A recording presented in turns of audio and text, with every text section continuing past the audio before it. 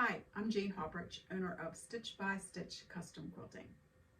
I'm here in my long arm studio today because I want to show you how I'm going to go about quilting my pattern, which is spinning wheels. I hope that you enjoy this tutorial and I hope it helps you in your free motion journey.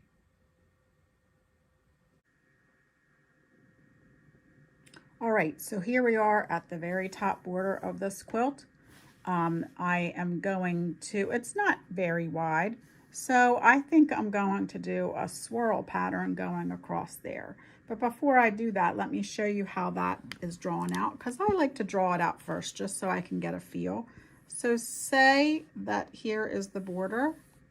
So I like to do my swirls like that. I like to come in, go back out, and then twist the other way.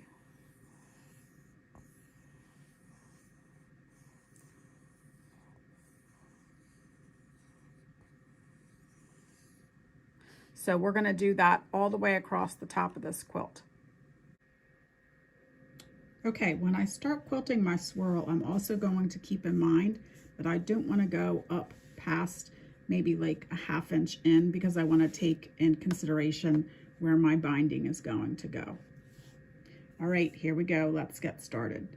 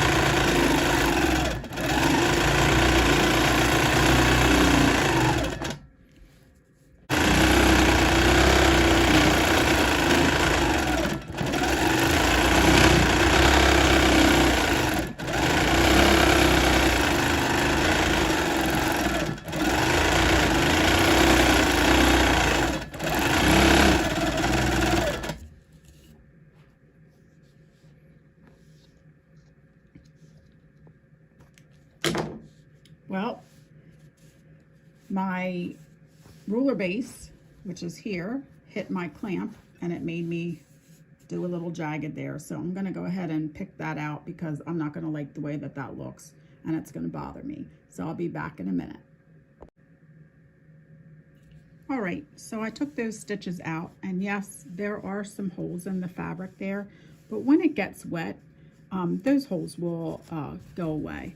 So I'm not going to worry too much about it. I'm going to line my stitches, my thread up with what's already been quilted, do a little tacking stitch to get everything locked in, and then I'll come around.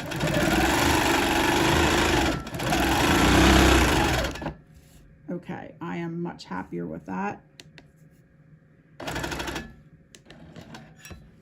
And let me take you back over that row so you can see how it looks. And so that looks pretty nice.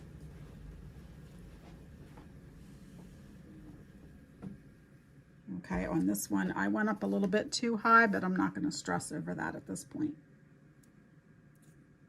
All right, so next we're going to move on to these colored squares. Now there's all different things that you can do in there. I'm going to give you a couple ideas and then I'll go ahead and I'll start quilting. Okay, let's talk about what we can do in these squares. Before I'm going to do anything in these squares, I'm going to use a ruler and I'm going to stitch in the ditch along in here, and that secures that seam down. And so I'll do that, and then we'll come back and we'll do the other part. Now, what could we do in those squares? There's lots of things that you could do in those squares. You could keep it very simple and do an orange peel.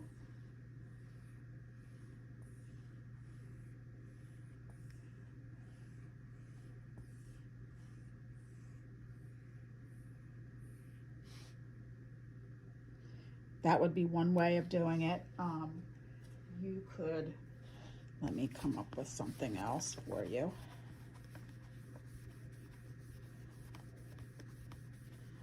You could do a fun variation of an orange peel, and I call it a wonky orange peel, but you get the idea.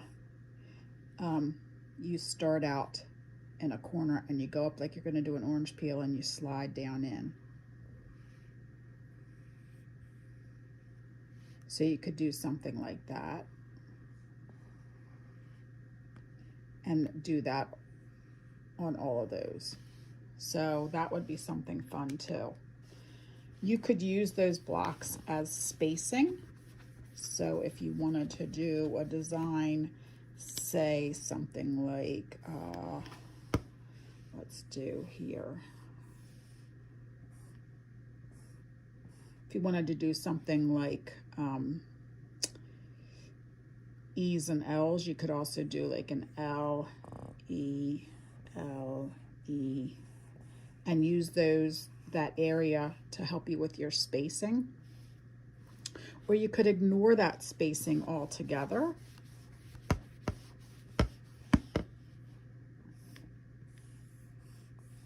And so here's your blocks, but you're going to ignore that, and you could just do something all the way across. You know, you could do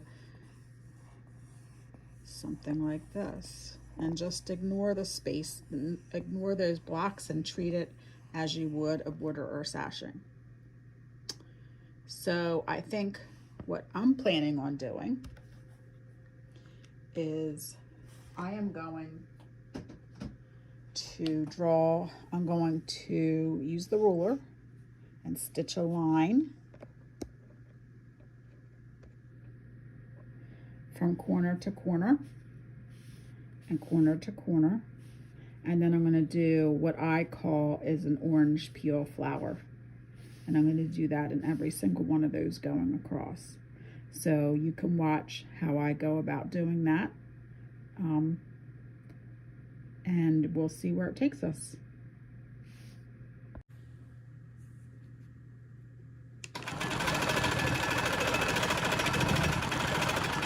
All right, so I did my stitch in the ditch work along there, and now I'm going to take my straight edge ruler and I'm going to go from corner to corner, corner to corner, and then I'll come back and I'll do my orange peel flower. So I like to do a few at a time to see if I can work my way and get my way across the quilt.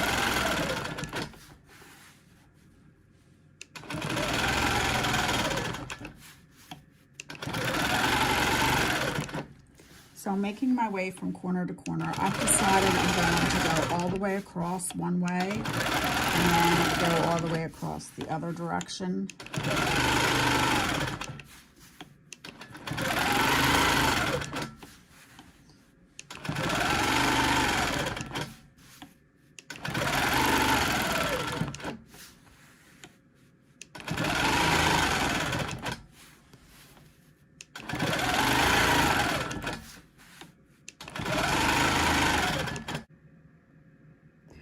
So once you get both passes done, you're going to end up with this. You could just even leave it like that and you would be perfectly fine. It actually looks good. You could even come back in and just add an orange peel in the center of each one of these, and that would look really good too. I just have it in my mind that I'm going to do the orange peel. So I'll come back and I'll show you how that gets accomplished. All right, so there's a couple different ways to get this design accomplished, but I could travel the whole way one time and then come back the other way, but I think the way I'm going to do it is I'm going to do one square at a time. This will allow me to travel in the ditch, so I'll get my ditch stitched on this side like I did on the other side at the same time. So I'll do one square, travel in the ditch, and I'll do the next square, and I'll show you that, how that's going to work. Okay, here we go.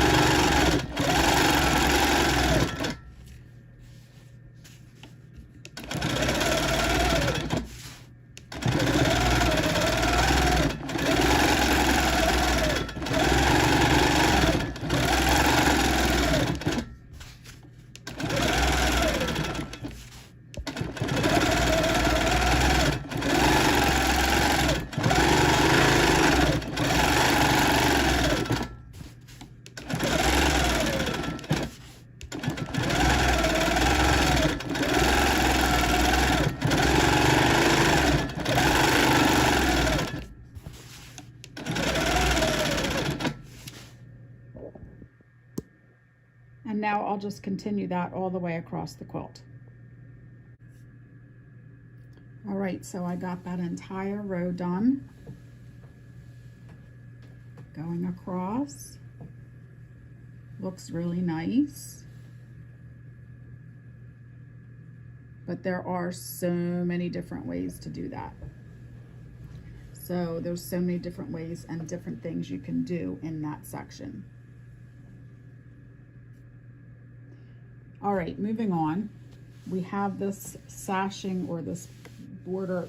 Well, there's this piece here and the piece down here, which was a border that was put on to the center of the quilt. So our decision has to be, are we going to quilt that separately as from the quilt and make it look like a border, or are we going to quilt it as if it was the border?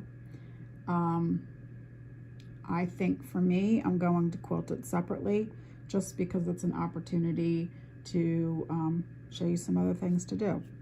I think what I've decided to do in there is to do some ribbon candy.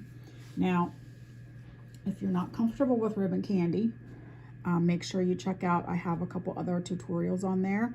There's 10 ways to ribbon candy, and I also have one that shows you how to learn how to ribbon candy. So make sure you check those videos out. So I'm going to go ahead and I'm just going to start now. That's the other question, is what do you do on the corner? So I've learned that rounding that corner with ribbon candy, I am terrible at that.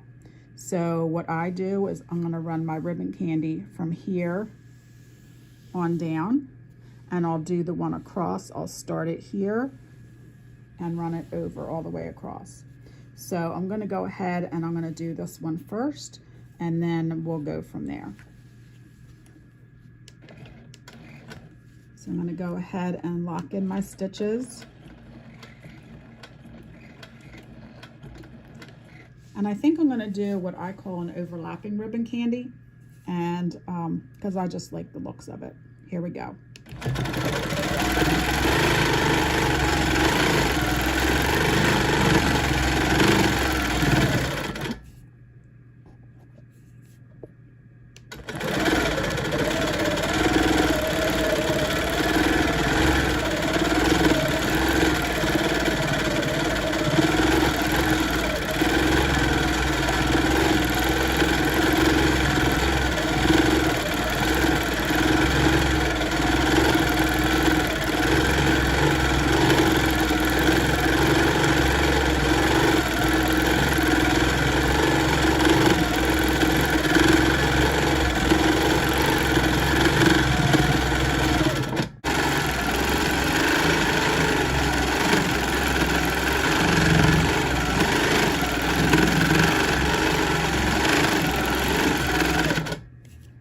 And I'm just going to go ahead and do that all the rest of the way over. Okay, so then we have to get to the pinwheels. I'm going to go ahead and quilt this first pinwheel, and then I'm going to progress the quilt a little bit to move this upwards.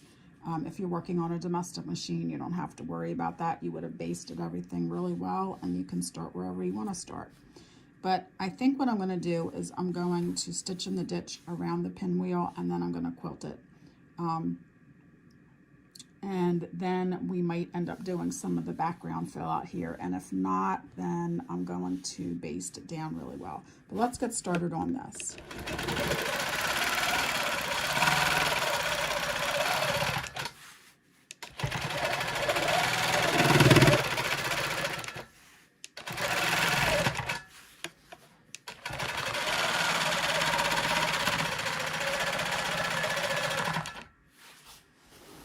Okay, so then we have to decide what we're going to do in pinwheels. One of the things I like to do a lot of is E's and L's. So if you do E, L, E, that works out really nice.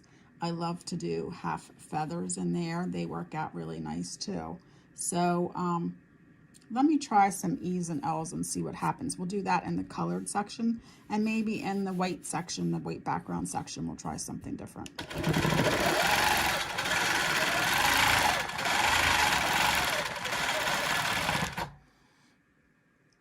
So I might try a different kind of feather. I might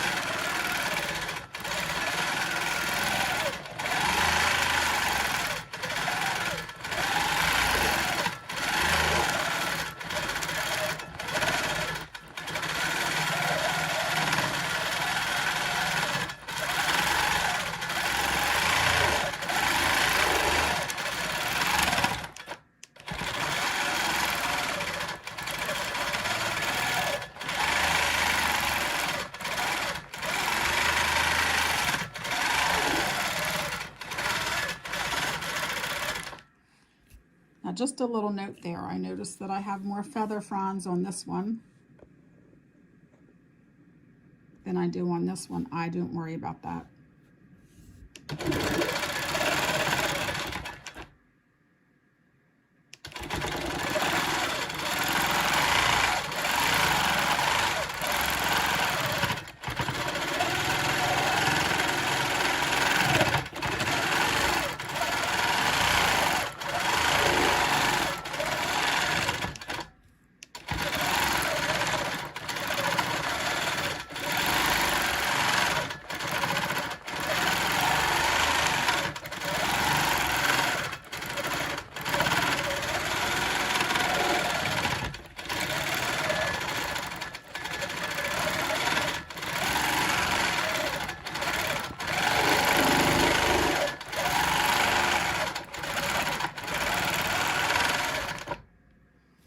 Okay, so that whole block is done.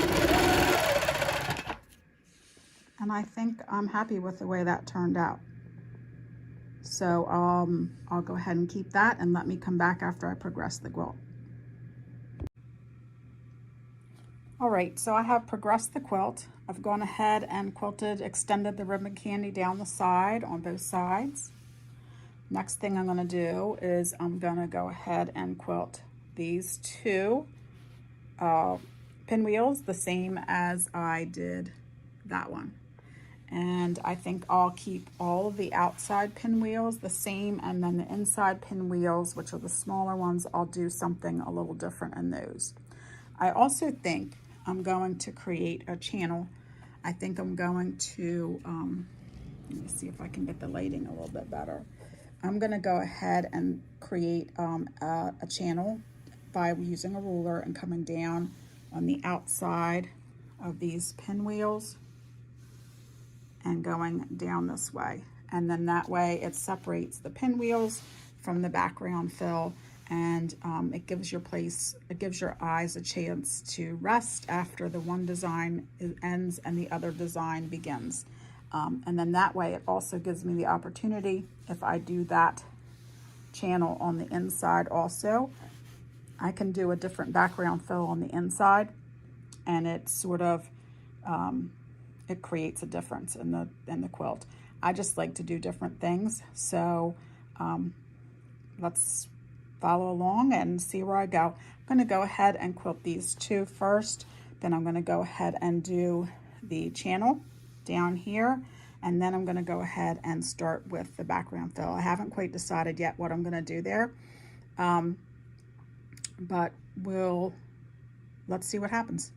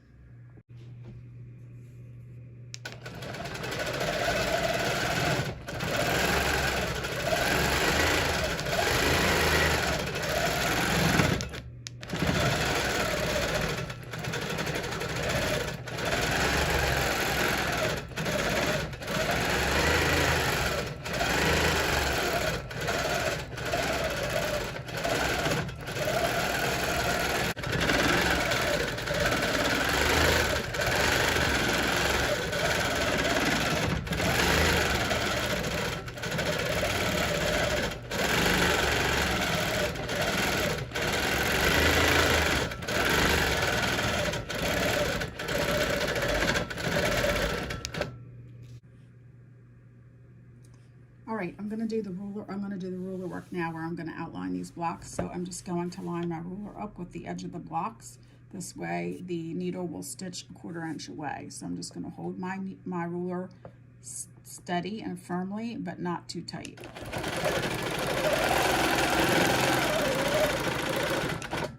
And I can stop with my needle down, and I can switch the sides.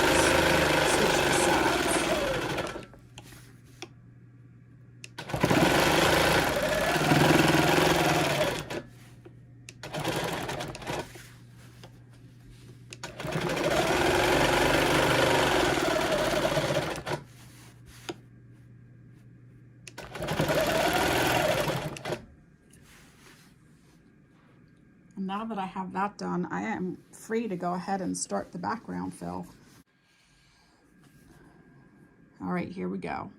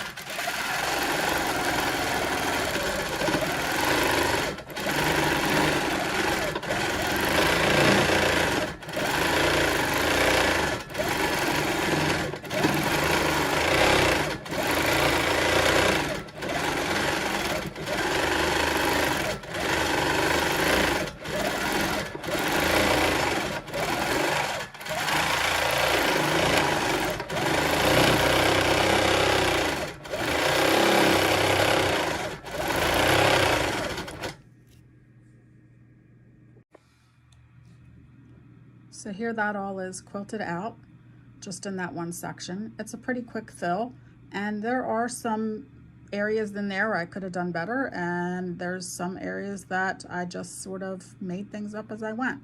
So remember, it's just about having fun and getting your quilts finished. All right, I'm going to go ahead and move on to the other side and get the background fill done there, and then we'll move on to the rest of the quilt. A little bit about the making of this quilt. These fabrics are from Island Boutique. I'm using batting by Quilter's Dream. My machine is a Handy Quilter Amara, and I am using Superior Threads So Fine 50. All those companies come together to help make a nice quilt top turn into a beautiful quilt. Okay, for the medium pinwheels, these were the large pinwheels out here. These are the medium pinwheels, and then there's one small pinwheel. For the medium pinwheels, I'm going to do the E's and L's all the way around. I really like the way that looks. And then I'll do feathers maybe along the outside. I haven't quite decided yet if I want to add some ruler work in the middle or if I just want to fill with some background fill. But I'm going to go ahead and fill these in with the E's and L's. Here goes.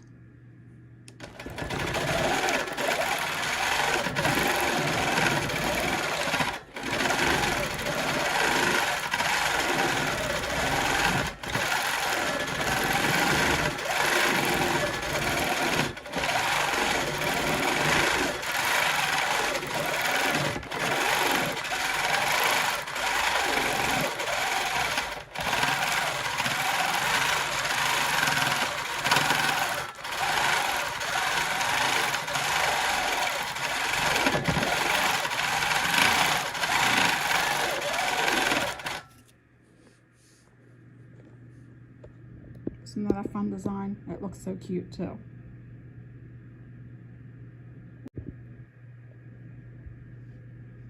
Okay, for this little pinwheel, I think what I've decided to do is I'm going to continue the E's and L's right in here, and then I'm going to do a feather around the outside here and see how that looks. Okay, so here we go.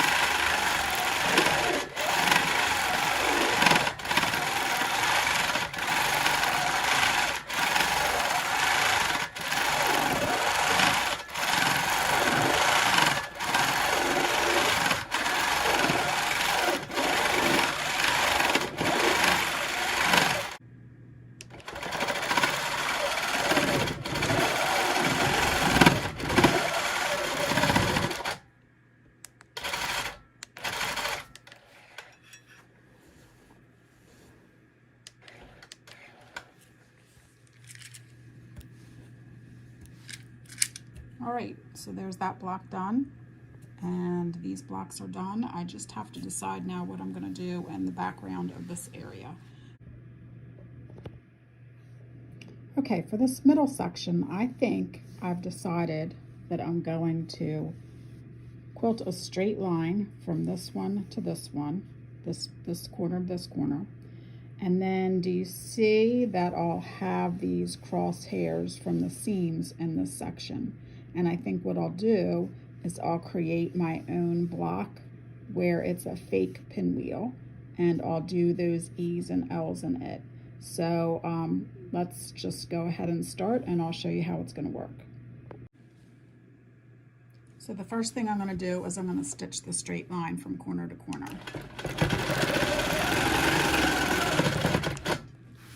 So I have the crosshairs now, but what I want to do is I want to create a dividing line here so I can make sure that I have my E's and L's staying in the right area. Okay, so I'm going to travel on not the purple lines, but on the seam lines. So here we go.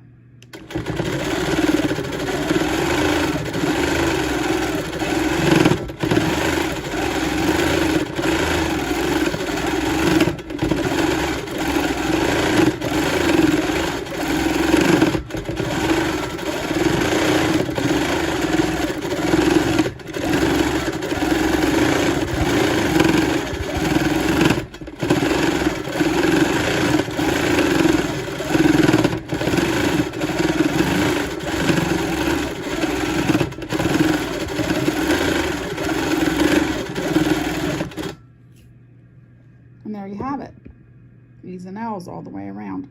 And I'll go ahead and do that in the other 3 areas that I have to fill in on. Here's another block, and I'm going to do it for you again. I want to show you that I am using an air-soluble pen. So as the air hits it, those lines will fade.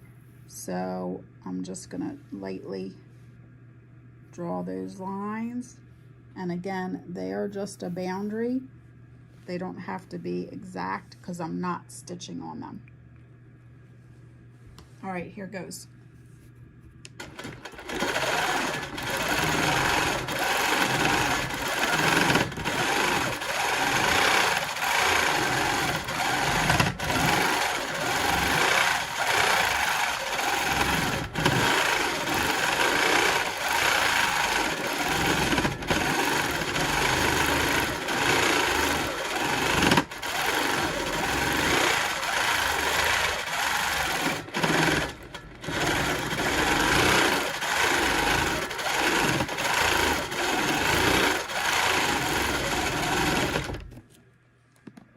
And there you go.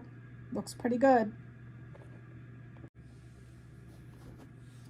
So once I get all those squares quilted in with that frilly E's and L's, I'm going to go ahead and use my ruler and create a channel like I did down here around this center section. And then that way I only have this background area to fill in. Okay, now the only thing left I have to fill in is this background area in the center. And I think what I'm going to do is a variation of a swirl, but it's called the nested swirl. So I'll go ahead and draw it here for you, and then you can watch me stitch it out. So the nested swirl is a swirl, and I don't do the point in the middle. I do it just curved around. And then I come back and I do another one close to that. So, and I travel along the previously stitched one to come back, and then I come back again. And then I can do another one. So you're keeping those initial swirls very close to the previous ones, and they start to look like they're nesting in each other. So let's go ahead and start quilting that out.